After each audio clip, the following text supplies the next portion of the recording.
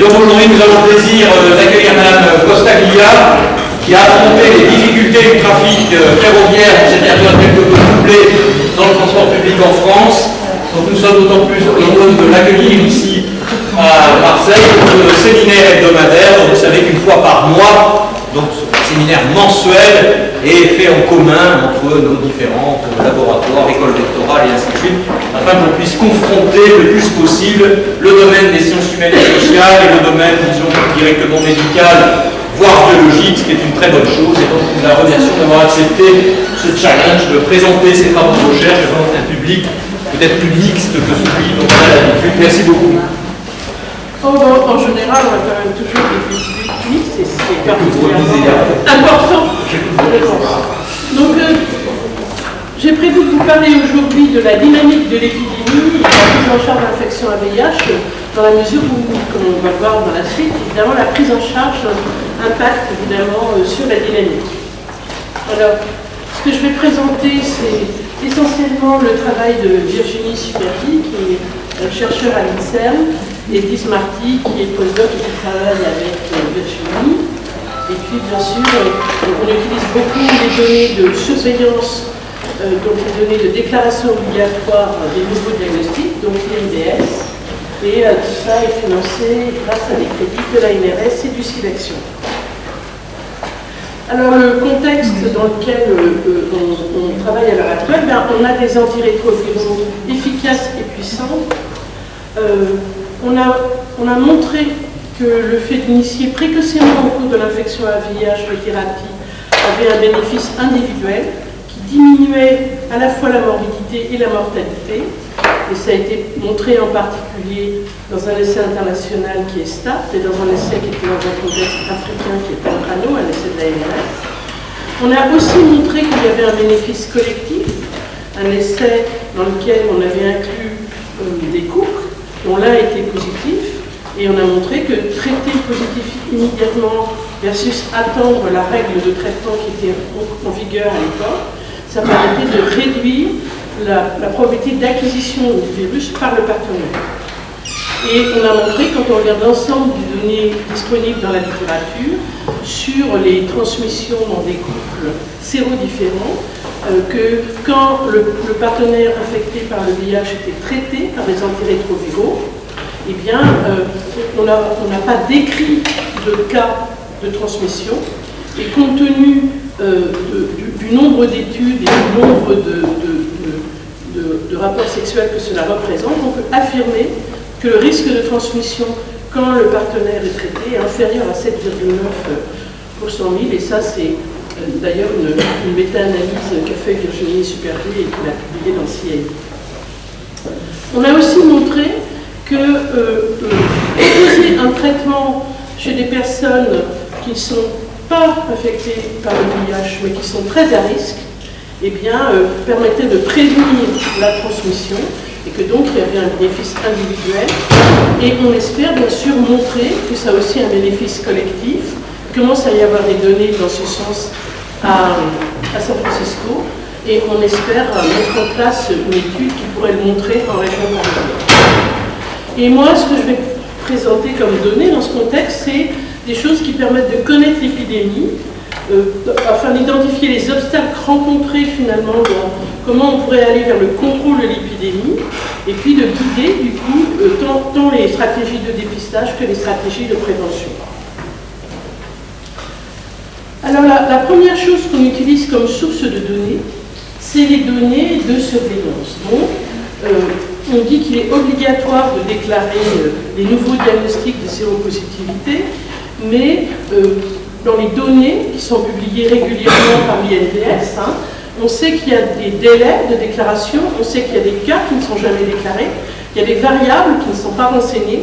Donc pour arriver aux chiffres que l'INDS publie tous les ans au moment de fin novembre, à l'occasion du 1er décembre, eh bien il faut avoir tout un traitement statistique des données.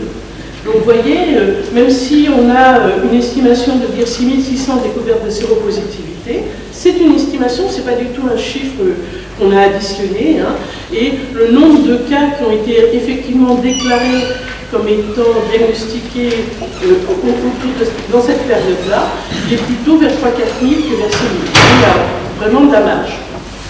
Et c'est des découvertes de séropositivité. Et dans ces découvertes, alors ce qu'on peut voir sur ce graphique, c'est que finalement, ça reste assez stable sur les dernières années.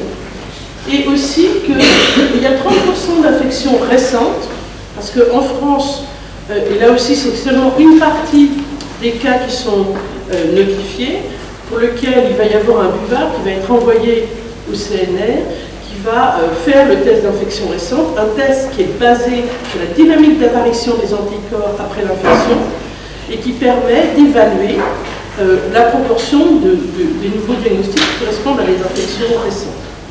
Vous voyez environ 30%, et 26% qui sont diagnostiqués au stade sida ou avec moins de 200 CD4.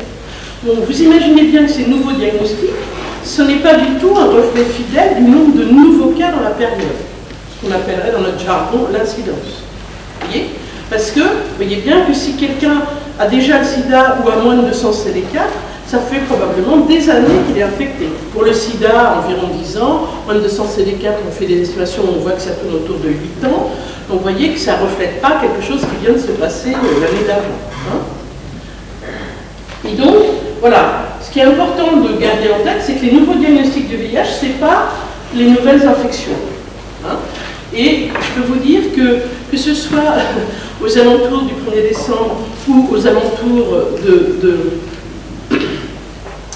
des moments de collecte de fonds aussi d'action, rien ne m'agace autant que de voir ces chiffres se transformer en incidence.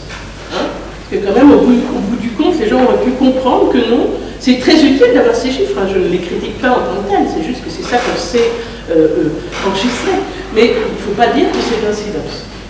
L'autre chose aussi, c'est qu'on voit qu'il y a un délai entre l'infection et le diagnostic qui varie, parce qu'il y a quand même 30% d'infections récentes. Le test d'infection récente, il a été calibré pour dire l'infection date de moins de 6 mois. Vous voyez, il y a quand même des gens qui sont diagnostiqués rapidement après l'infection. Et ça varie beaucoup d'un sujet à l'autre, et ça peut être long, parce que si on est au stade sida, vous voyez, c'est plutôt plus de 10 ans. Et puis, qu'est-ce que ça nous dit aussi? Parce qu'il y a un écart entre les diagnostics et les nouvelles infections, c'est qu'il y a des gens qui ignorent leur statut sérologique, donc il y a ce qu'on appelle une épidémie cachée, des gens qui sont infectés, qui ignorent qu'ils sont infectés, qui sont probablement, et les modèles pour le montrer, un des drivers extrêmement importants de l'épidémie en France. Alors, à partir de ce constat, comment on fait en France pour avoir des estimations d'incidence? Eh bien, il y a deux méthodes qui sont utilisées, et en fait, qui vont donner lieu à 3 estimations différentes. Une méthode basée sur le test d'infection récente, ça c'est l'INVS qui l'utilise, il y a aussi une équipe à Bordeaux, à Lyon, qui va aussi faire des estimations à partir de ce test d'infection récente avec des petites variantes dans le modèle. Et puis, dans le laboratoire, mon équipe Virginie, elle va travailler à partir d'une méthode de rétrocalcul. Je vais vous expliquer ce qu'il en est.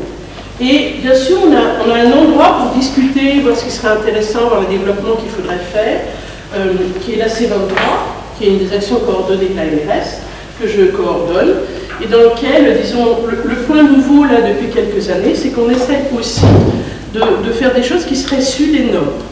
Et donc, on espère avoir bientôt des approches pour estimer la taille de l'épidémie cachée, des choses autour de l'incidence, dans un certain nombre de pays du Sud qui participent à la C23. Comme par exemple en Côte d'Ivoire, on a aussi des liens avec le Brésil. Donc voilà, puisque finalement, les problèmes d'un point de vue statistique, évidemment, sont de même nature. Après, les données disponibles ne sont pas forcément les mêmes, il n'y a pas forcément des données de nouveaux diagnostics, mais justement, on réfléchit à quel genre de données utiliser pour pouvoir approcher les problèmes. Alors, comment ça se passe? Le rétrocalcul. On va vouloir estimer l'incidence de l'infection à VIH et des délais entre infection et diagnostic à partir des données de la déclaration obligatoire. Donc ce qu'on a, finalement, c'est le nombre de nouveaux diagnostics qui a été notifié. Donc, une année donnée. Et évidemment, ce qu'on va essayer de faire, c'est d'avoir un modèle qui nous dit, pour avoir tant de gens diagnostiqués cette année-là, il a fallu, dans le passé, qu'il y ait tant de gens qui s'infectent. Et puis, bien sûr, vous voyez bien, pour passer de l'un à l'autre, il faut que j'ai une idée de quel est le délai qui existe entre l'infection et le diagnostic. Alors, est-ce que dans mes données, j'ai de l'information sur ces choses-là? Ben, oui, parce que dans les données de la déclaration obligatoire, j'ai le statut clinique au moment du diagnostic. C'est-à-dire, on va remplir pour dire est-ce que la personne est au stade de la primo-infection, est-ce que la personne est au stade SIDA, est-ce que la personne a des signes cliniques. On pourrait aussi utiliser les données du taux de CD4. Le CDC, en Europe, a financé un projet qui a été fait par Arthur Singem aux Pays-Bas, dans lequel il fait des estimations à partir du taux de CD4 au moment du diagnostic. On ne peut pas tellement les utiliser en France, parce qu'en France, le CD4, on ne les a que depuis 2008, et c'est quand même manquant pour beaucoup des individus. Donc on n'a pas encore des données assez longues et assez fiables pour pouvoir s'en servir pour faire des estimations. Mais ça peut quand même nous guider de voir si, après quand on va estimer nos délais, est-ce qu'on a des délais qui sont compatibles avec les taux de CD4 qui ont été observés pour ceux où ça a été mesuré, et on a, grâce à la littérature, une idée du temps qu'il faut pour atteindre un certain niveau de CD4. Donc du coup, voilà, on va utiliser les informations qui sont disponibles dans les données pour nous aider finalement à guider l'estimation conjointe de l'incidence, quand les gens se sont-ils infectés pour qu'on arrive à ce nombre de diagnostics, et du délai de diagnostic. Dans tout ce que je vais vous montrer, on va faire des estimations par groupe. Donc on va considérer les HSH, on va considérer les hommes et femmes hétérosexuels en séparant ceux qui sont nés en France de ceux qui ne sont pas nés en France, et on va considérer les usagers de drogues injectables. Alors bien sûr, dans les données, on a cette information dans les données de déclaration obligatoire, elle est plus ou moins fiable. Mais malgré tout, ça fait quand même sens de faire des estimations séparément pour l'ensemble de ces groupes. Et par exemple, on a un papier là, en révision dans le Journal of AIDS, et à notre grande surprise, nos deux reviewers, qui sont deux Américains de bon teint, on n'en doute pas vu leurs commentaires, nous disent mais pourquoi vous séparez en fonction de migrants ou pas? Alors, évidemment en France, y compris par rapport à des problèmes d'accès aux soins, etc., c'est forcément une question extrêmement importante, mais aussi parce que nous, vous voyez bien que nos modèles vont nous dire combien il a fallu qu'il y ait d'infectés pour arriver à ce nombre de diagnostics, mais il ne va rien nous dire sur où les gens se sont infectés. Hein. Vous savez qu'il y a un récent travail dans le cadre de l'étude parcours, c'est d'ailleurs Virginie qui était impliquée sur la modélisation pour faire ça, qui a montré qu'une proportion extrêmement importante des migrants étaient infectés après leur arrivée en France. Hein. Mais évidemment, dans les données, là, on ne dit pas nombre d'infectés liés. On pourrait très bien avoir ce problème. Alors, une fois qu'on a le nombre de nouveaux diagnostics et le stade clinique au moment du diagnostic, ça c'est nos données. Donc j'ai dit que grâce à nos modèles, on allait calculer l'incidence de l'infection à VIH d'une part, la distribution des délais entre infections. Une fois qu'on a ces deux choses, vous voyez, je sais dire qu'il y a eu tant d'infectés telle année. Et j'ai une autre distribution qui me dit les gens sont diagnostiqués, il y a X% des gens qui sont diagnostiqués au bout d'un an, au bout de 2 ans, au bout de 3 ans, etc. Donc vous voyez bien que si je combine les deux, je sais dire une année donnée combien de gens n'ont pas encore été diagnostiqués. Vous voyez, il va falloir que je cumule pour chacune des années, l'année où ils sont infectés, le délai d'infection, une année donnée, je pourrais dire, il y en a tant. Et ça va me permettre d'estimer le nombre de personnes qui ignorent leur séropositivité. Donc ça va me permettre d'estimer l'épidémie cachée. Alors, dernier point un peu méthodo. Donc maintenant, bien sûr, une autre des notions importantes, c'est la prévalence. La prévalence, c'est quoi? C'est le nombre de personnes, à un moment donné, qui vivent avec le VIH. Et donc, vous voyez bien, en fonction de ce que je vous ai dit, que ça, ce serait donc ma grande ellipse. Ça va me donner la prévalence de l'infection à VIH. Et dans cette ellipse, il y a des gens qui sont diagnostiqués et suivis. Il y a des gens qui sont diagnostiqués mais qui ne sont pas dans le soin. Et il y a des gens qui sont non diagnostiqués. L'épidémie cachée.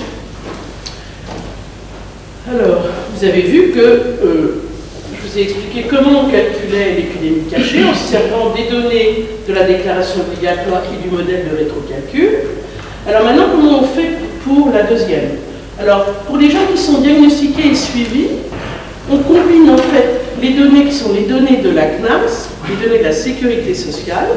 Vous savez que quand on est infecté par le VIH, on a le droit au système d'affection de longue durée, dans lequel l'ensemble des dépenses relatives à ce problème de santé sont pris en charge par la sécurité sociale. Alors l'ensemble, enfin, des guillemets avec les règles actuelles sur la délivrance des médicaments et tout ça, enfin du coup on est inscrit. Et donc on sait dans les données de la CNAM dire combien de gens ont l'ALD au titre du VIH, donc ce système d'affection de longue durée au titre du VIH.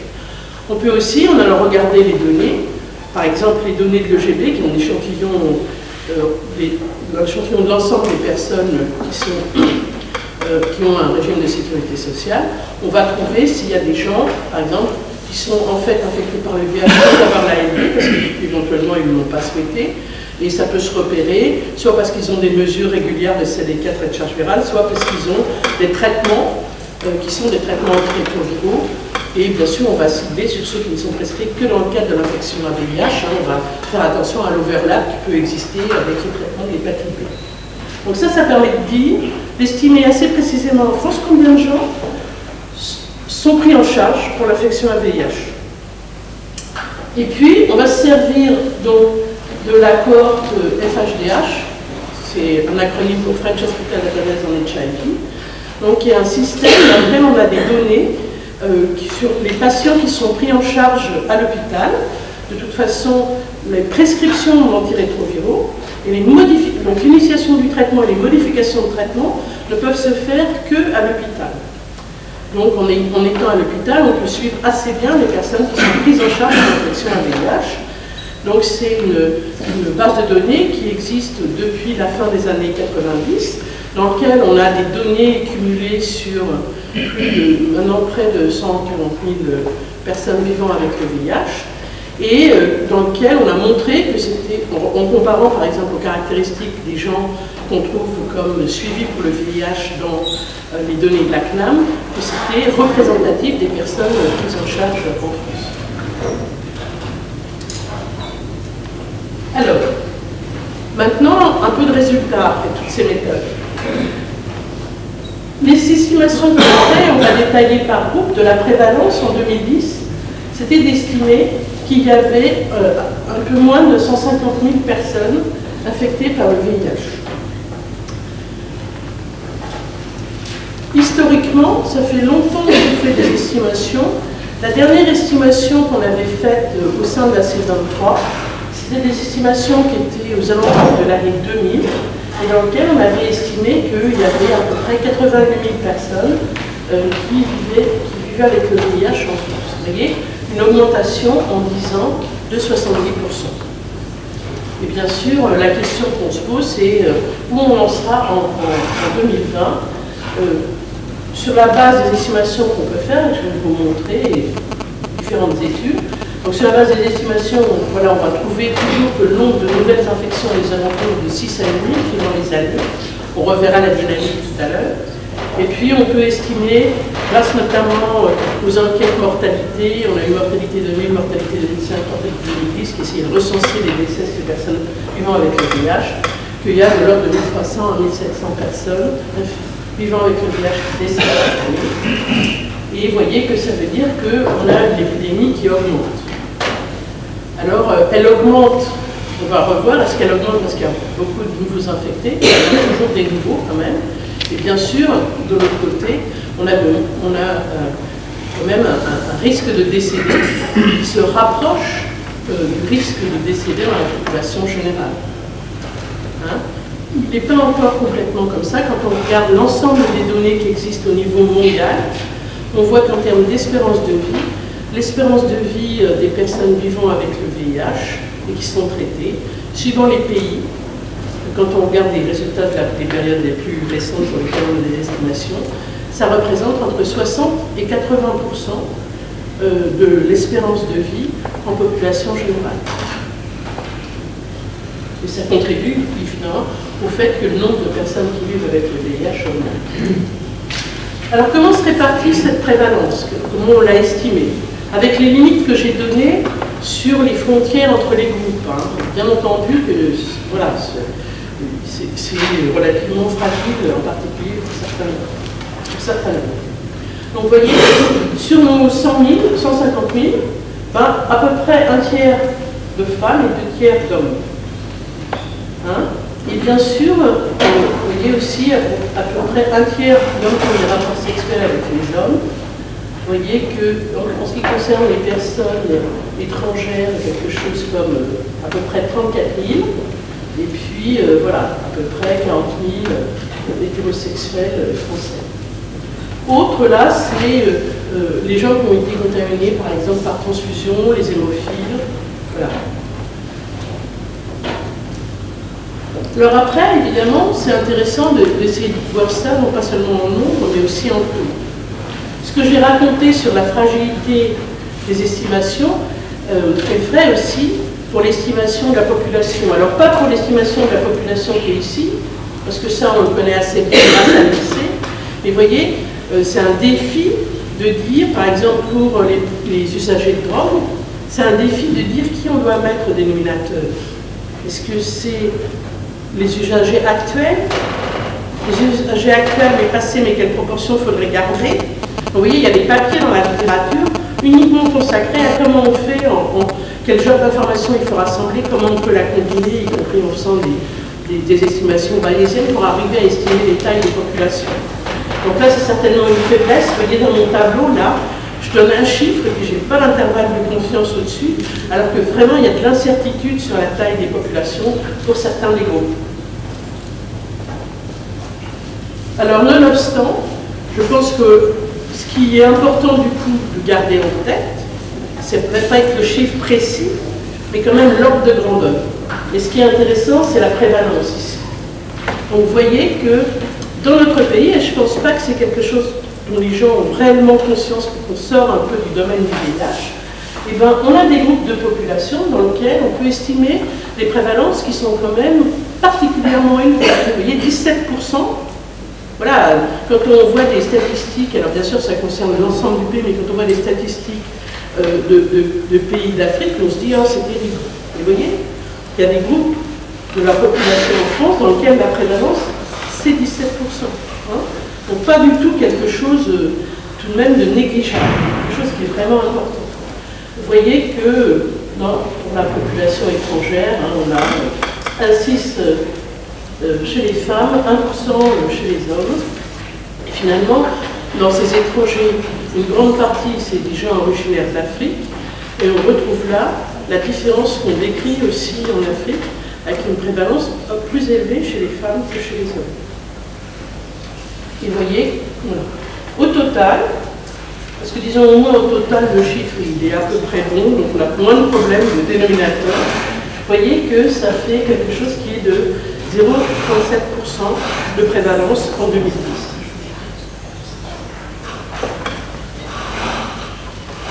Alors maintenant, vous savez qu'un des grands objectifs de l'OSIDA, pour mettre fin au SIDA d'ici 2030, c'est un premier objectif qui est 2020.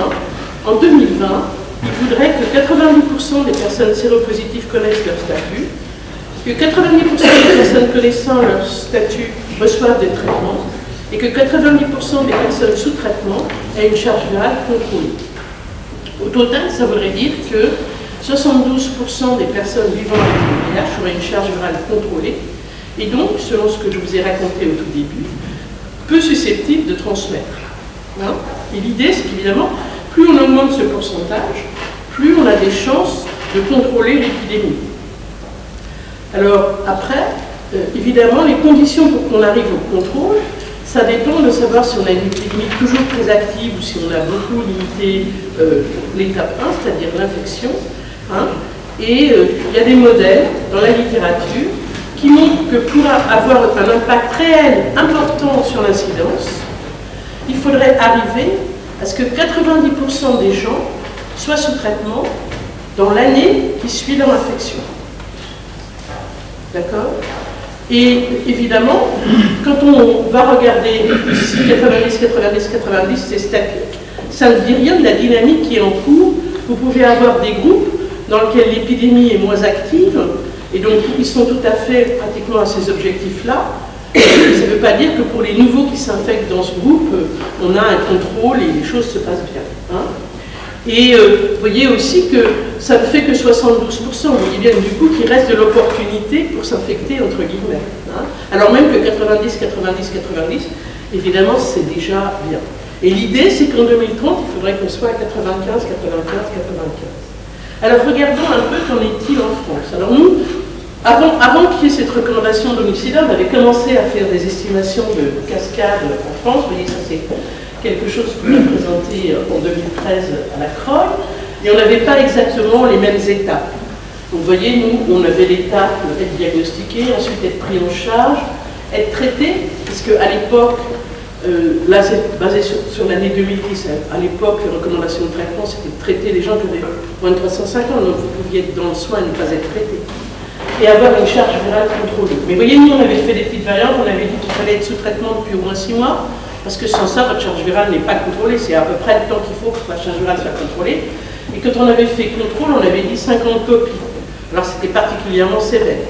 Et après, les gens, ils comparent ce pourcentage avec des estimations qui ont été faites dans d'autres pays, mais par exemple, où ils ont pris 1000. Dans Unicida, à la limite, elle est 1000. Alors évidemment, moi, si j'avais pris 1000, je n'aurais pas du tout le même résultat. Donc on est dans le processus, en tout cas en Europe, dans le cadre d'une collaboration entre le CDC, donc le CDC européen, et puis un certain nombre de cohortes ou une représentativité nationale, d'essayer de faire des estimations dans lesquelles on prendrait tous les mêmes définitions. Et alors, c'est ce que je vous présente maintenant. Donc là, on a dit infectés par le VIH, donc combien de gens sont diagnostiqués, combien de gens sont sous traitement, juste être sous traitement, et puis combien de gens ont une charge virale à moins de 200 copies, parce que la plupart des gens qui ont publié avec ce seuil de 200 copies. Vous voyez, ça change un tout petit peu les chiffres par rapport à tout à l'heure. Et qu'est-ce que ça donne par rapport aux objectifs de l'UCIDA? Alors, ça dit que parmi les diagnostiqués, 86% sont traités. Parmi les traités, 80% ont une charge virale à moins de 200 copies. Parmi les gens qui sont connus, il y en a quand même que 19% qui ignorent leur séropositivité. Donc vous voyez, on est assez proche ici, on est un peu moins bien là, et là évidemment, on n'est pas encore à 90%. Alors, qu'est-ce qui s'est passé depuis 2010? On est en train d'actualiser nos estimations, mais on n'a pas tout fini encore la cascade, mais je vais quand même vous montrer les bouts qui existent. Alors, d'abord, quand on regarde le pourcentage de gens qui sont traités. Alors, vous voyez que là, vous voyez bien que maintenant, sur nos données, là, on a dépassé les... j'ai des chiffres récents de 2015, on est à plus, dans les 97% des gens qui sont pris en charge, qui sont sous traitement antirétroviral. Et non seulement on a ça, mais aussi le délai au bout duquel on les met au traitement quand ils arrivent est beaucoup plus court qu'il ne l'était avant. Donc vous voyez, on s'est amélioré sur les critères. Parmi les gens pris en charge, on a une proportion bien plus élevée de gens qui sont traités. Donc voilà. Ensuite, parmi les gens qui sont traités, vous voyez ici, on ne voit peut-être pas très bien en bleu clair. En bleu clair, c'est avec 50 copies. En bleu plus foncé, c'est à 500 copies. Et vous voyez qu'en 2014, même à 50 copies, on a bien plus de 90% des gens traités qui ont une charge virale contrôlée. Et donc, on peut dire qu'on sait d'ores et déjà, même si on n'a pas tout fini de faire nos estimations, il nous reste encore à faire l'estimation ici, et c'est ça que je n'ai pas aujourd'hui. Vous voyez que ça, on sait que maintenant on a dépassé 90, et ça, on a dépassé 90. Alors, est-ce que ça veut dire que tout va bien? Eh bien, je reviens à la notion que j'évoquais tout à l'heure. Vous vous souvenez que dans les estimations que je vous ai montrées, quand je vous ai raconté la méthode qu'on utilisait pour estimer l'incidence et la taille de l'épidémie cachée, je vous ai dit qu'on estimait le délai qui s'écoulait entre l'infection et le diagnostic. Et alors, en combinant à la fois ces données-là, les données de la base, eh bien, on peut estimer quel est le délai qui s'écoule entre l'infection et l'initiation du traitement. D'accord? Donc ça, c'est à nouveau les données de 2010. On n'a pas fini nos actualisations, hein, comme j'ai expliqué tout à l'heure, on est en train de le faire. On espère que pour le 1er décembre l'année prochaine, on aura des choses qui correspondent à 2013, un peu plus récentes.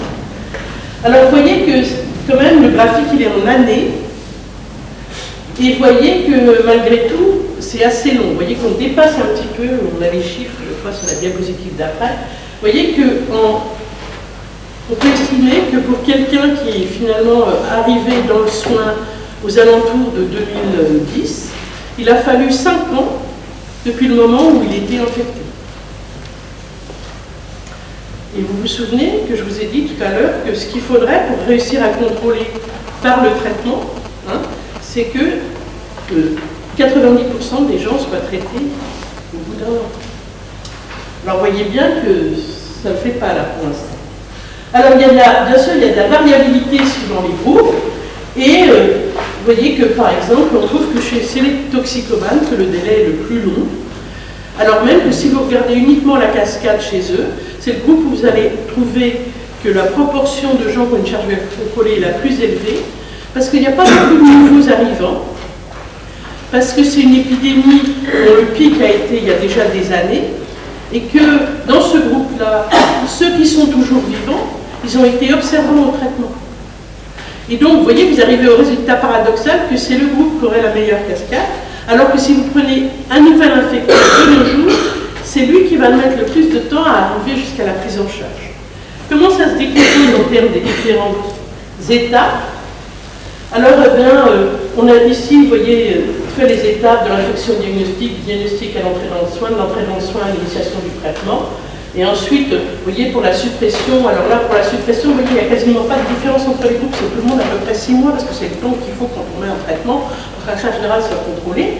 Vous voyez que, par exemple, pour les ASH ici, comme c'est des données de 2010, il y avait un délai assez long entre l'entrée dans le soin et l'initiation du traitement, parce que c'est le groupe qui arrive avec les CD4 les plus élevés, et donc à l'époque, il ne relevait pas du traitement suivant les recours.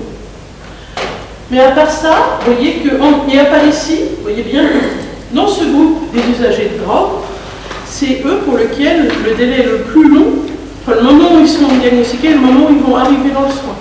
Et ça fait bien un sens de dire que là, il y a une difficulté particulière pour ce groupe. Hein? Et vous voyez que sans ça, quel que soit le groupe, là où on perd du temps, c'est pour le diagnostic. Vous voyez qu'il s'écoule des années en médiane. Bien sûr, il y a des gens qui sont diagnostiqués rapidement, on l'a vu, mais il s'écoule des années en médiane entre le moment où on est infecté et le moment où on est diagnostiqué. Et donc, vous voyez bien que si on n'améliore pas ça, on ne va pas réussir par le traitement à contrôler l'épidémie en France. Et en fait, ce problème, c'est un problème qui existe worldwide. C'est-à-dire qu'il peut y avoir quelques endroits, par exemple, comme à San Francisco, où il y a une politique très active dans laquelle ils font mieux, mais sans ça, c'est un problème qui existe vraiment presque partout dans le monde, que ce soit pays du Nord ou pays du Sud. Alors il est plus ou moins aigu suivant les endroits, bien entendu, ça dépend quand même de l'offre, ça dépend de la stigmatisation, ça dépend de tout un tas de choses, mais quand même, il y a un problème absolument partout. Alors vous voyez, par rapport à l'objectif de 90%, voilà le pourcentage de gens qui sont mis sous traitement dans l'année qui suit l'infection, eh bien, il va falloir faire du progrès si on veut contrôler l'épidémie par ce moyen. Alors, qu'en est-il de l'incidence?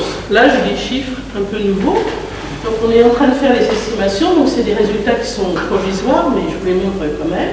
Donc, ça, c'est les estimations. Vous voyez, alors, ces barres-là, c'est les nombres de cas nouvellement diagnostiqués. Et l'incidence, voilà, c'est ce point-là, avec son intervalle de confiance. Alors, évidemment, à la fin, on est plus imprécis, donc on a des intervalles de confiance plus larges. Et vous voyez que globalement, finalement, on a un nombre de nouveaux infectés qui dépasse la taille récente celui des nouveaux diagnostics, et donc ça veut dire qu'on n'est pas du tout dans une phase où on réduirait la taille de l'épidémie cachée. Parce que pour réduire la taille de l'épidémie cachée, il faudrait que l'incidence soit moindre que le nombre de diagnostics. Voilà, c'est pas ce qui est en train d'arriver. Et donc, on arrive à une estimation en 2012 de 6800 nouvelles infections, on va dire, avec un intervalle de confiance qui est de 9 à 7,7. Si on regarde par groupe, on voit que, en fait, dans tous les groupes, sauf chez les ACSH, finalement, on a quand même quelque chose qui n'est pas une tendance à l'augmentation, mais plutôt à la stabilité de la taille des méchets. On va le revoir parce qu'il n'y a pas beaucoup de différence, vous voyez, entre les nouveaux diagnostics et les nouvelles infections. Il y en a toujours qui arrivent en retard, mais grosso modo, ça reste à peu près stable, l'écart. Vous voyez qu'en revanche, chez les HSH, on n'a pas du tout quelque chose de stabilisé. On a quelque chose qui ne diminue pas, voire augmente un petit peu, hein, c'est un peu tôt pour le dire, et qui, de toute façon, n'est pas compensé par les diagnostics. Donc ça, c'est juste pour vous donner un... Vous voyez que... sur les 6800, on estime que c'est 3000 qui sont chez les ACHS, donc une proportion extrêmement importante par rapport à la taille de ce groupe dans la population. Alors, qu'est-ce qu'on voit en termes de délai entre l'infection et les diagnostics? Donc, c'est ce qui est représenté ici. Donc là, vous allez avoir la médiane. Ici, c'est la moyenne. Plus il y a d'écart entre la moyenne et la médiane, plus ça veut dire qu'il y a un petit groupe de gens qui ont des valeurs très très longues, qui vont entraîner la moyenne vers le haut. Hein, ici, vous aviez le 25e et ici le 75e percentile. Donc ça veut dire qu'il y a un quart des gens dans ce groupe qui sont diagnostiqués, vous voyez, en moins que le temps qui est là, qui est environ 6 mois, et qu'il y en a en revanche un quart qui sont diagnostiqués à plus de 62 mois. Donc les gens, ils ont souvent l'idée que dans le groupe des hommes qui ont des rapports sexuels avec les hommes, les gens se font diagnostiquer très souvent. En fait, ce que montrent ces estimations, c'est plutôt qu'il y en a effectivement qui se font diagnostiquer très souvent. Vous voyez qu'il y a une proportion importante de gens qui sont diagnostiqués dans les 6 mois, qui sont diagnostiqués en infection récente. C'est le groupe où il y a le plus de gens qui sont diagnostiqués en infection récente. Mais il y a aussi sans doute des gens qui ne se font jamais diagnostiquer, qui vont arriver à la maladie en ayant le sida. Alors, moi, j'ai été frappée, on vient de finir un essai où on essayait de tester une intervention pour la prise en charge des personnes qui sont prises en charge tardivement avec moins de 200 au sida. Et c'est que c'est produit en Italie, en Espagne et en France. 40% des inclus sont les hommes qui ont des rapports sexuels avec les hommes. Donc ils n'ont pas été diagnostiqués, vous voyez, tous les 6 mois. Alors qu'est-ce qu'on peut voir d'autre? On peut voir que chez les femmes, vous voyez, il y a finalement moins de variabilité qu'il y en a chez les hommes, probablement grâce à la proposition à l'occasion des grossesses, de dépistage à l'occasion des grossesses. Hein. Et vous voyez qu'on a quand même, en particulier chez les hommes hétérosexuels, des délais qui sont vraiment très très longs. Et le côté que, d'une façon générale, on a plus de mal à diagnostiquer les hommes et c'est plus long que les femmes, ça aussi c'est quelque chose qu'on retrouve dans les données, dans tous les endroits où il y a des données qui existent, on retrouve vraiment ce genre de différence. Alors qu'est-ce que ça nous donne en termes de combien de gens, on estime, sont infectés mais ignorent leur statut sérologique? Donc vous voyez qu'on estime, dans les classes, on a fait des estimations pour 2013, que c'est environ 25 000 personnes.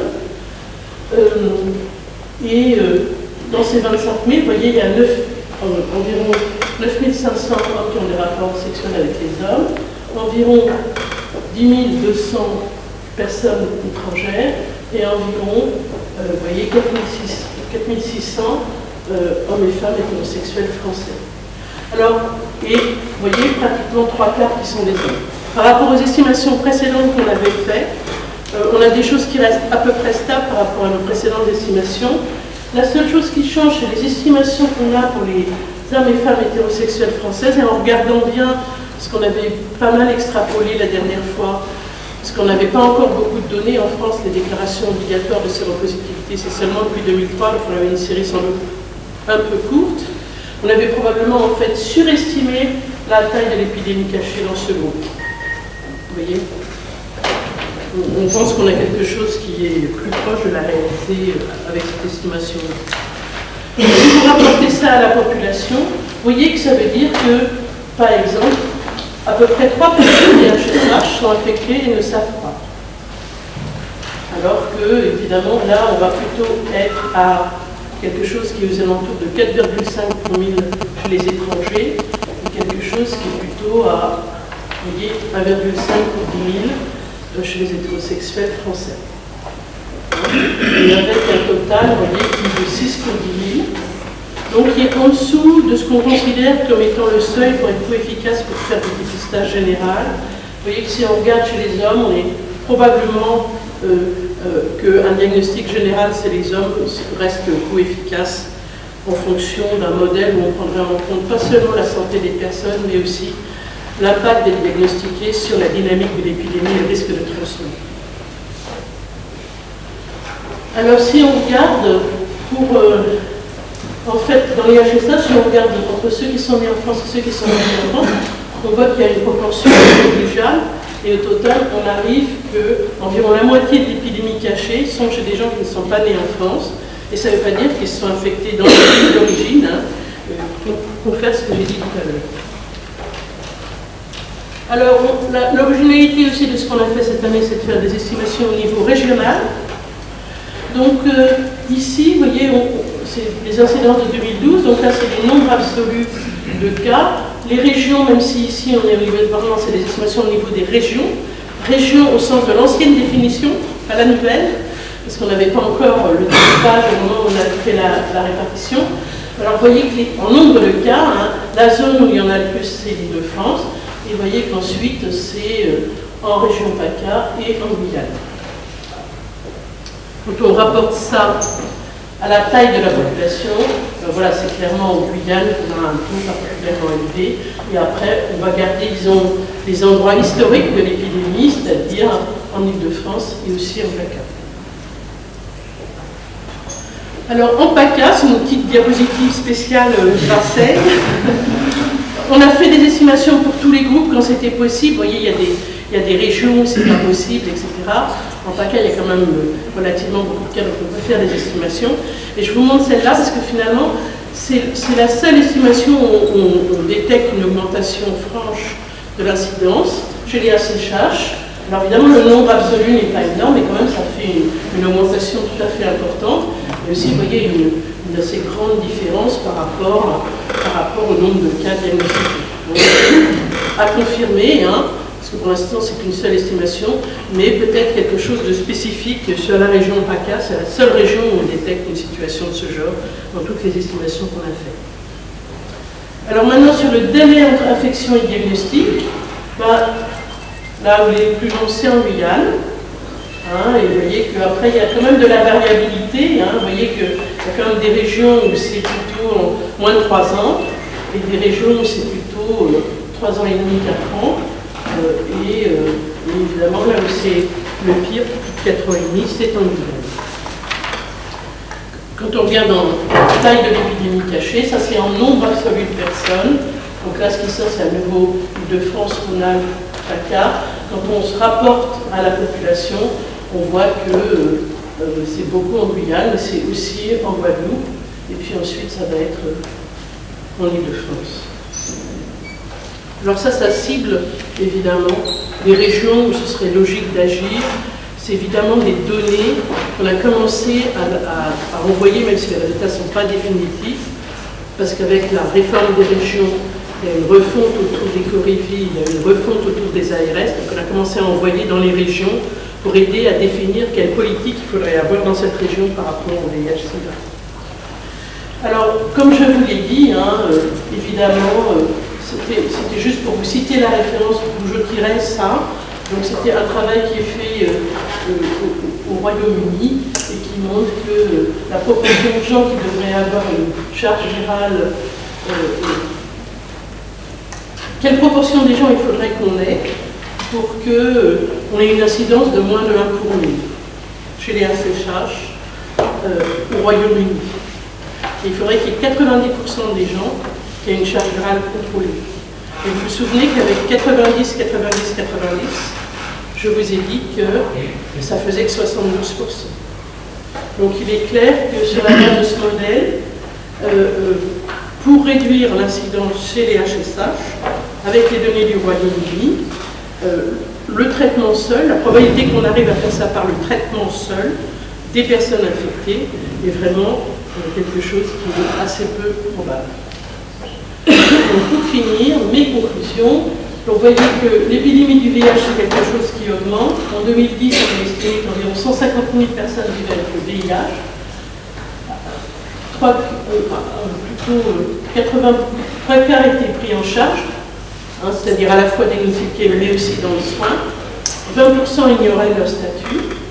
Le succès, c'est qu'en fait, quand vous regardez les données de la CNAM, vous pouvez voir que parmi les gens qui ont une ALD c'est donné pour 5 ans. Donc vous pouvez voir combien de gens qui ont l'ALD ont consulté dans l'année pour des choses liées au VIH. Et vous voyez que ça dépasse 95%. On n'a pas du tout les choses qu'on voit aux États-Unis avec une grande répartition des gens dans le soin. Ça, c'est vraiment, entre guillemets, grâce à la sécurité sociale, malgré tout. Donc, on ne décrit pas du tout une situation comme il peut y avoir dans certains pays du Nord. Et puis, on a une bonne couverture de traitement, un taux de succès virologique. Vous avez vu que ça a encore augmenté depuis 2010, que maintenant, on est au-delà des objectifs à 90 et à 100%. Vous voyez que dans les défis, l'épidémie, elle est non contrôlée au niveau de la CHH. Vous voyez qu'il y a une prévalence à 17%. Les incidences, elles sont aux alentours de 1% dans nos estimations. Mais si vous vous souvenez des chiffres qu'il y a eu dans l'étude Prévenir, ou bien sûr là, on a inclus par définition les hommes qui ont rapport sexuel avec les hommes qui étaient très à risque. Il y avait plus de 6% d'incidence. Quand vous regardez sur les centres parisiens, il y avait plus de 9% d'incidence. Vous imaginez ce que ça veut dire? 9% par an, par 100 personnes. Et à la fin de l'année, il y en a 9 d'infectés. Et ensuite, ça continue. Vous voyez bien une situation absolument pas contrôlée. Il y a une épidémie cachée qui contribue de façon majeure au risque épidémique. C'est le seul groupe, vous avez vu, où la taille de l'épidémie cachée, c'est 3%, donc c'est énorme.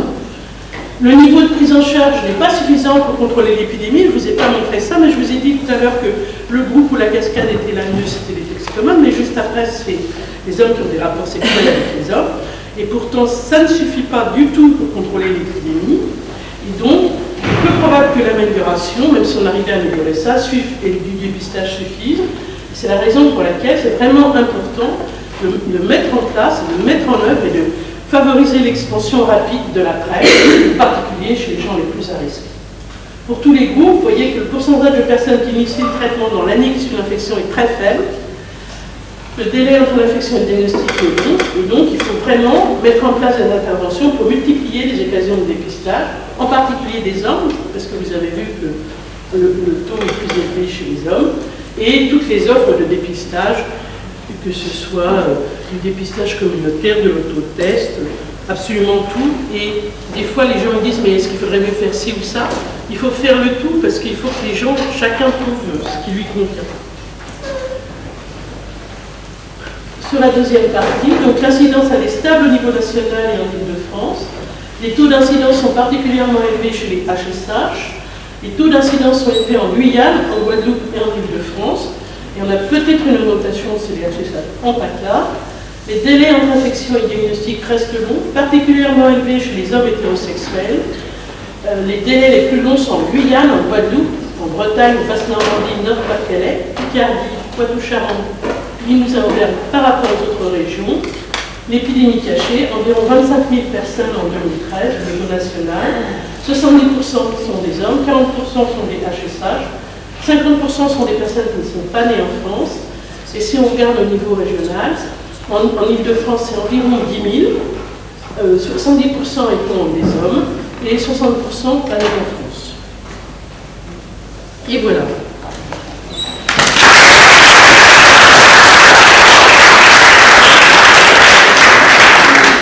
Merci beaucoup. S'il y a des questions, des remarques, les gens qui suivent, voilà, savent tout fait que moi, qui ont des données effectivement au niveau régional, local, régulièrement. J'ai une question d'abord sur l'utilisation du nombre de primo-infections VIH dans vos estimations, notamment pour l'assurance. Dans quelle mesure vous les collectez, vous les utilisez? En fait, ça nous sert dans le modèle parce que les gens dont on sait qu'ils sont au stade primo, on considère que ça fait moins de 6 mois et en moyenne 3 mois qu'ils sont infectés. Donc eux, ils ne rentrent pas quand on fait l'estimation du délai. Si vous voulez, on décompose ceux qui sont au stade primo, ceux qui sont au stade sida, et c'est sur les autres qu'on fait une estimation de la distribution. Après, comme je vous ai dit, après on compare finalement ce à quoi on arrive, à quel délai on arrive, par rapport au taux moyen de CD4 ou les gains de CD4 au moment du diagnostic, pour voir si notre estimation elle est plausible. Voilà. Et évidemment, dans l'ensemble des groupes, mais c'est corroboré si on utilise le résultat du test d'infection récente, la proportion de gens qui sont diagnostiqués en primo, déclarés comme étant en primo, il faut que ça soit aperçu bien entendu, et ou pour lequel on a un test d'infection récente, quand même les tendances collent. Hein, vous voyez, les gens, on a vérifié qu'on avait implémenté le test, on a vérifié que les gens qui étaient au stade primo, on trouvait bien qu'ils étaient infections récentes, et réciproquement que dans ceux qu'on trouvait, dans ceux qu'on trouvait infections récentes, il y avait quand même une proportion importante de gens qui avaient été repérés comme étant à la primo. Donc nous, on se sert directement de l'info primo qui est dans la déclaration. Et comme j'ai dit, on pourrait avoir envie d'utiliser les CD4, pour l'instant c'est pas possible parce qu'on n'a pas une série assez longue et aussi c'est pas notifié pour suffisamment longtemps. Ce qui fait qu'il faut trop se baser sur, bien sûr, l'INDS fait de l'imputation multiple des données manquantes, mais au-delà d'une certaine limite, ça pose des questions administratives. Oui. Ce sera après. Oui. Ah, ok, merci. Je suis doctorant suivi par Dr Bruno et ma thèse c'est sur le VIH.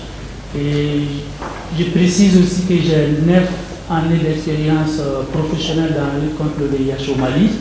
Donc j'ai suivi avec beaucoup d'intérêt la présentation. Par contre, j'ai quelques questions ou des points flous. Par rapport à votre contexte, vous avez parlé d'ARV efficaces et puissants. Je ne sais pas, est-ce qu'il y a des ARV inefficaces et puissants? En fait, quand on regarde au cours du temps, vous voyez la proportion des gens qui arrivent naïfs qu'on initie, qui arrivent à une charge virale indétectable et ou qui reconstituent les CD4, il y a un très fort effet période. Et une grande partie de cet effet période s'explique par la nature des antirétroviraux qu'on a utilisés. C'est-à-dire que, vous voyez, pour les gens qui ont démarré, disons, dans les années 2006-2008, on voit qu'il y a une proportion plus importante de gens qui arrivent dans les 6 mois à une charge virale contrôlée, une proportion plus importante de gens qui vont récupérer des CD4 au-dessus de 60, ça s'explique par les grandes différences sur les CD4 au moment de l'initiation du traitement. Donc oui, les traitements qu'on utilise de nos jours, ils sont mieux tolérés, ils sont plus faciles à prendre, on n'est pas à 8 gélules d'inidavir et il faut les prendre à heure fixe, y compris en se réveillant dans la nuit, ce qui est évidemment compliqué à faire. Et on n'a pas idée, quand on ne repense pas à l'histoire, à quel point les choses ont changé. J'ai fait cette année un cours et je prenais comme exemple, enfin c'était sur la résistance. On a testé l'intérêt qu'il avait fait en termes de résistance avant d'initier un traitement chez quelqu'un qui était en échec. Et on arrivait à l'époque, dans l'essai Narval, on avait 50% de succès. Et on trouvait que c'était formidable.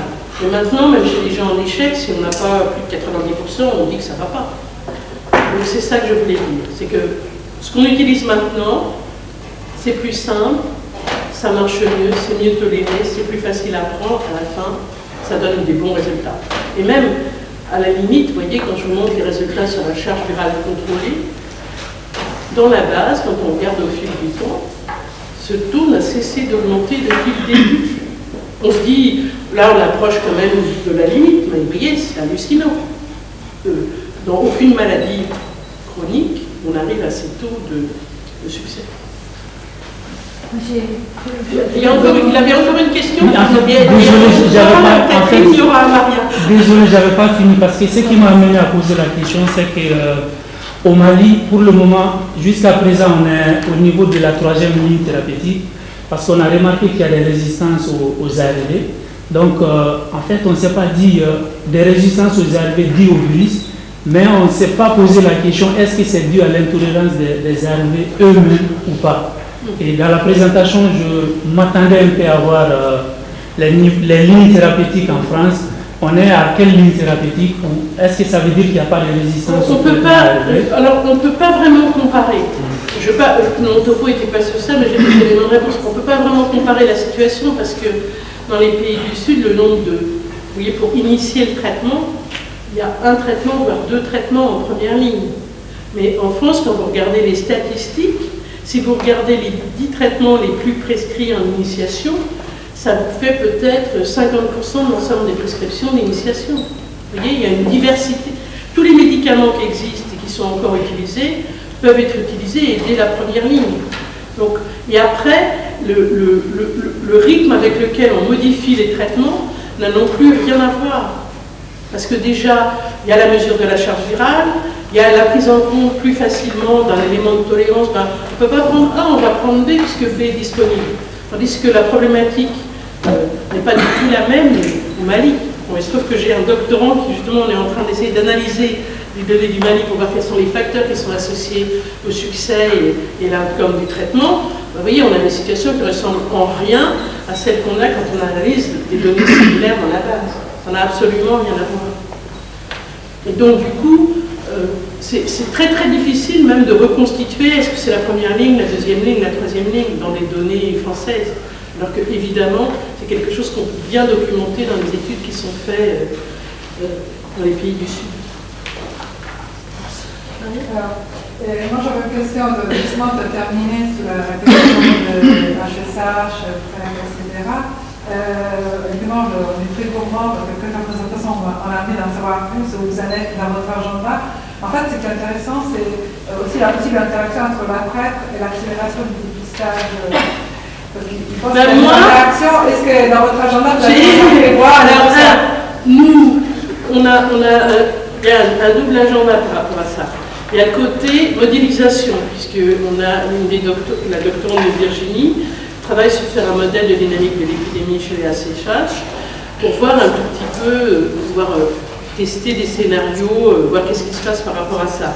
Et après, par ailleurs, disons de façon concrète, dans le projet Prévenir, dont on espère qu'il voit le jour, qui serait favoriser la montée rapide de l'utilisation de la PrEP en Ile-de-France, dans les groupes à risque, et en particulier, bien sûr, chez les ACHH, et vous voyez que c'est justifié par la dynamique sur la région parisienne.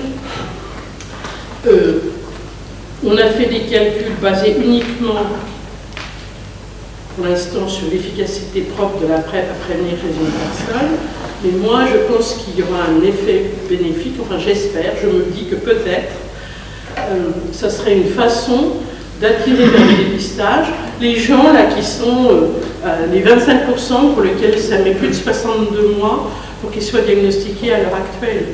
Je me dis que ça va attirer vers le dépistage les gens qui n'y sont pas. Et j'espère qu'il y aura un effet propre de cela qui fait que l'efficacité réelle sur la dynamique de l'épidémie sera plus importante que ce qu'on a calculé par rapport à la protection individuelle. Et ce qu'on voudrait aussi voir, disons, à quel niveau il faut que ce soit pour que ça impacte, ça c'est l'aspect modèle. Oui, ça fait partie de l'agenda. Moi je voulais savoir s'il y avait des modèles, ou peut-être que vous modélisez, sur les effets combinés de la TAS, donc du traitement, et de la PrEP sur la réduction de l'incidence chez les ACHH. Aux États-Unis, donc la PrEP a été introduite il y a à peu près 2 ans. Alors après, aux États-Unis, on ne peut pas parler des États-Unis. Parce que, vous voyez, ça va être extrêmement différent à l'échelle locale. Vous voyez, il y a des données qui vont, y compris, disons, même avant la PrEP, Il y a des données, par exemple à San Francisco, sur le fait. D'abord, quand on regarde, il y avait eu un résumé, je ne l'ai pas vu publié, mais il y avait eu un résumé très intéressant présenté à l'époque, qui comparait la dynamique chez les ACHH au Royaume-Uni et à San Francisco. Et à San Francisco, ils ont montré une baisse de l'incidence, probablement liée à la diffusion du traitement. Et la différence qu'on a au Royaume-Uni, on a plutôt quelque chose qui ressemble très pour très à ce que je vous ai montré. On voudrait le faire, qu'on n'y arriverait pas, mais quand ils publient leurs données, ça ressemble vraiment beaucoup à ce qu'on fait en France chez la SSH. Et ils montraient bien que la différence entre ce qui se passait au Royaume-Uni et à San Francisco, c'était lié au fait que le dépistage était plus précoce. C'est parce que le dépistage est plus précoce qu'ils ont vu déjà un impact sur la dynamique, simplement du traitement. Et ils sont en train de montrer en ce moment que ça continue encore à baisser et que c'est lié aussi à la diffusion de la PrEP. À ma connaissance, c'est vraiment le seul endroit où on a montré ça, disons, en données réelles. Et après, je pense aux États-Unis, vous voyez, vu la façon dont c'est organisé, bien sûr, ça ne peut être que local. Parce que les aspects de prévention ou même les aspects de s'engager vers une vie sans sida, c'est des choses qui sont au niveau local et qui vont être très variables, souvent qu'on est précisément là, avec des endroits horribles où on voudrait pas vivre, là, comme ceux où on a vu l'épidémie récente chez les toxicomanes, la fois de VIH et de VIH. Voilà, donc on va parler des États-Unis. Je crois que ça c'est assez difficile. Alors après, il y a des pays, y compris il y a un papier qui est paru, alors je ne me souviens plus si c'est dans cette ID, dans cette HIV ou dans cette truc, enfin j'ai oublié, un papier au Danemark qui montre que rien qu'avec le traitement, probablement ils sont en phase de contrôler l'épidémie. C'est un papier dans les auteurs, il y a Sally Blower. Voilà, ça c'est un papier récent. Et qui est fait avec les gens qui ont les données du Danemark, ce genre de personnes. Et enfin, la dernière chose, c'est qu'il y a un papier qui est paru, alors c'est pareil, je ne sais plus si c'est Lancet, sur la situation au Royaume-Uni, HSH, où il montrait clairement que sur les données du Royaume-Uni, que le traitement, c'était peu probable qu'on arrive à contrôler, qu'il fallait absolument la PrEP pour qu'on puisse y arriver. Et pourtant, je devrais savoir parce que la personne qui est dans l'auteur, je vais le retrouver, je ne l'ai plus en tête, mais c'est quelqu'un qui est dans le SAP du centre, donc dans le Scientific Advisory Board, donc je devrais me souvenir de son nom, mais il m'échappe à ce moment. Donc voilà ce qui existe dans la littérature à l'heure actuelle. C'est pays dépendant. C'est très dépendant du contexte. Contexte dépendant. Parce que ce qui est dépendant du contexte, et même si je dis qu'au total, il y avait un problème pour le diagnostic à peu près partout, à peu près tous les moments, ça varie quand même d'un endroit à l'autre et puis ça dépend derrière de quel est le système de soins. Quand tu regardes la cascade, effectivement, en France, c'est pas qu'il n'y a pas de déperdition parce qu'on en a, mais c'est un petit pourcentage de gens. Mais qui après, les gens qui sont perdus dans le système de soins français, on a bien vu ça récemment à propos d'études qu'on fait sur les pathologies opportunistes, on voit qu'une grande partie des pathologies opportunistes de nos jours, c'est pas des choses révélateurs du sida. C'est une partie, c'est bien sûr révélateur, mais au moins la moitié, voire des fois plus, c'est des gens qui ont été dans le soin, qui ont été traités, qui se sont mis à prévenir, puis ils reviennent, ils ont 3 CD4 et qui est une pneumocystose, qui est une laine, qui je ne sais pas quoi d'autre. Mais c'est un tout petit pourcentage des gens, et qui suffit pour faire un gros burden de pathologies opportunistes. Allez, encore une question ou deux. Il y en a une. Il y en a une. Ok, merci beaucoup. Moi, c'est Casimir Sofeu. Je suis étudiant en master MQRS. Donc, ma question, c'est j'aimerais savoir, qu'en est-il du dépistage systématique? Sinon, finalement, comment on parvient donc à estimer le nombre de personnes infectées dans la population générale? Ben donc, ça d'abord, le côté, c'était l'idée de base, toute bête, qui vient à l'idée de n'importe qui, de dire ben, on va faire un dépistage obligatoire, et comme ça on saura combien de gens sont infectés. Bon, c'est compliqué parce qu'on ne va pas le faire un jour donné, il faut le temps de l'organiser, il faudrait que les gens acceptent parce qu'on ne peut pas le faire de façon coercitive. Et au début de l'épidémie d'infection à VIH, aux États-Unis, à l'époque où Reagan était le président, il avait dit au CDC, bah, vous n'avez qu'à faire une étude de prévalence. Et il ne pouvait pas tellement dire non. Alors ils ont fait des travaux préparatoires. Ils ont fait une étude dans laquelle ils ont proposé à des gens de se faire dépister, puis évidemment il y avait un certain nombre de gens qui avaient refusé. Je me souviens plus, c'était pas spécialement élevé, mais quand même il y en avait un peu qui avaient refusé. Allez, mettons à la louche que c'était peut-être 15% qui avaient refusé. Et ensuite ils se sont retournés voir ces gens qui avaient refusé. Donc, ils avaient calculé une prévalence des gens qui avaient accepté. Ils sont retournés voir les gens qui avaient refusé, et ils leur ont dit, ah mais quand même, si vous acceptez de vous faire dépister, on va vous donner $100. Donc il y a des gens qui ont accepté au deuxième tour qui n'avaient pas accepté au premier. Alors quand on les comptait avec les autres, on avait doublé la prévalence. Et alors après ils ont dit, ben, on ne pense pas qu'on peut le faire au niveau national, parce que vous voyez, on va arriver à un chiffre qui ne sera pas le bon chiffre. Et on leur a foutu la paix. Alors ça, c'est la raison pour laquelle on ne fait pas des études de prévalence, parce que ça ne permettrait pas de vraiment mesurer la prévalence, parce que sauf si on est dans un régime qui dit c'est obligatoire et que, vous voyez, on va jusqu'au bout. Je veux dire, c'est obligatoire, vous ne pouvez pas dire non. Mais on va mal faire ça, pas chez nous. Hein. Et alors après, bien entendu, dans beaucoup de pays du Sud, on fait les enquêtes démographiques de santé, et on a un volet dépistage du VIH, et c'est beaucoup grâce à ça qu'on fait les estimations de prévalence. Et quand on a introduit ça, on a trouvé des choses assez différentes de ce qu'on avait avant quand on surveillait les populations sentinelles. Mais ça ne veut pas dire qu'il n'y a pas ce problème-là. Moi, ça m'avait frappé parce qu'il y a un déni d'ONU-SIDA au cours de ça. Je ne leur reproche pas de faire ça, ils font ce qu'on fait de mieux, mais on voit bien que ça peut avoir un problème parce qu'on peut ne pas bien estimer l'incidence en faisant ça. Hein. Mais c'est une façon d'approcher le problème, quand même d'avoir au moins vaguement un ordre de grandeur, que quand même avec ça, si vous trouviez 10 à un endroit et 20 à un autre, ça vous dit qu'il y a de la différence, mais pas que c'est 10 ou que c'est 20, parce que ça c'est sans doute. Et quand vous regardez, il y avait un topo à la Croix qui est resté il y a 2 ans, et il présentait les résultats. Et il montrait dans une diapo qui ne commentait absolument pas que le taux d'acceptation pour cette partie-là des études DHS, vous voyez, était entre, je ne sais pas, 95, le taux d'acceptation entre 95 et 70%.